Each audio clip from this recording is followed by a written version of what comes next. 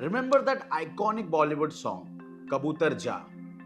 It was meant as a sweet message of love, sending a pigeon as a messenger. But in 2025 Mumbai, it's taken on a whole new meaning. The Maharashtra government isn't just singing the tune, they have made it real. With a bold new ban on pigeon feeding spots across Mumbai. It's now officially Kabutar Ja and don't ever come back. But why such a drastic step?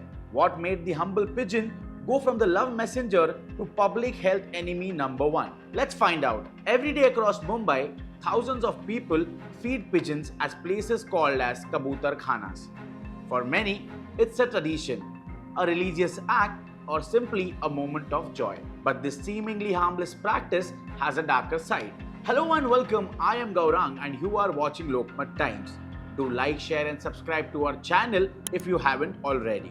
In July 2025, the Maharashtra government took a bold step, banning pigeon feeding at 51 designated spots across Mumbai.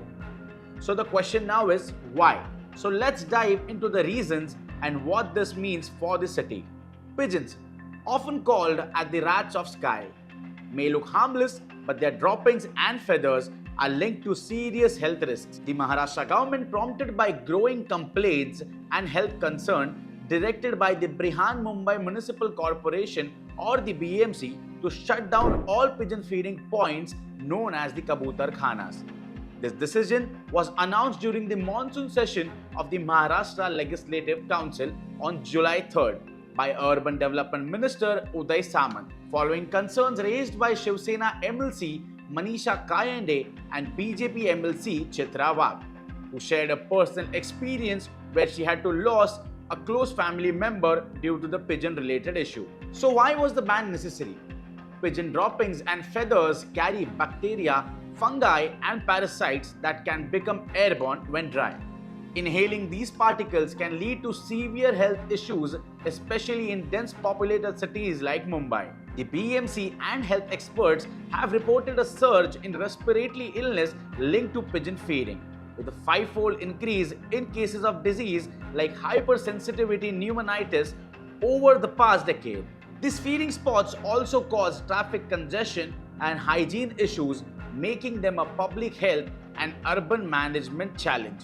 So the pigeons can spread up to 60 diseases, some of which are life-threatening. Here's a few key ones. Hypersensitivity pneumonitis, a chronic lung disease caused by inhaling pigeon droppings or feather dust, leading to lung inflammation and scarring. This can also be irreversible damage.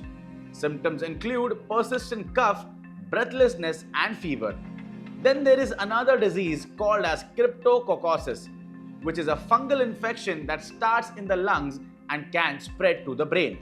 Another addition to the list of fatal diseases is psittacosis, a bacterial infection causing flu-like symptoms and some pneumonia. Moving ahead, histoplasmosis can also be a fatal one. It's another fungal infection that can lead to severe lung issues. These risks are especially high for the people with pre-existing lung conditions, weakened immune systems, and children, and also the elders. Doctors have warned that prolonged exposure can lead to irreversible lung damage, with some patients requiring lifelong oxygen support. The ban targets 51 designated Kabutar Khanas across Mumbai. Some prominent ones include Dadar's Kabutar Khana near the Dadar railway station, a historic spot built in the 1933 already targeted for demolition of illegal structures.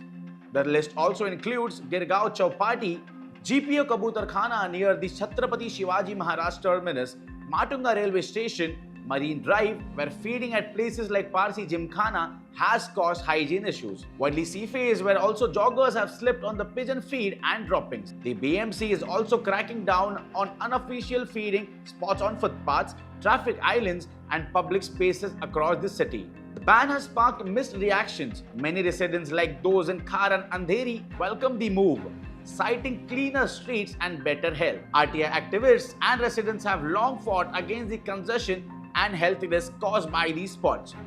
However, bird lovers and some religious groups who see feeding pigeons as a sacred act are upset. Animal welfare organizations argue that the ban could harm pigeons and are planning to appeal to authorities like the Animal Welfare Board of India. The BMC has emphasized that the ban will only succeed if residents stop feeding pigeons and cooperate with awareness campaigns. So now, what's next? To enforce the ban, the BMC is launching a month-long awareness campaign to educate people about the health risks of pigeon feeding. Fines of ₹100 to ₹500 are already in place for feeding pigeons in non-designated areas. Experts recommend practical steps to stay safe. Wear N95 masks and gloves when cleaning droppings. Dampen droppings before cleaning to avoid airborne particles. They also suggest install pigeon nets on balconies and windows. Avoid feeding pigeons to reduce their population naturally.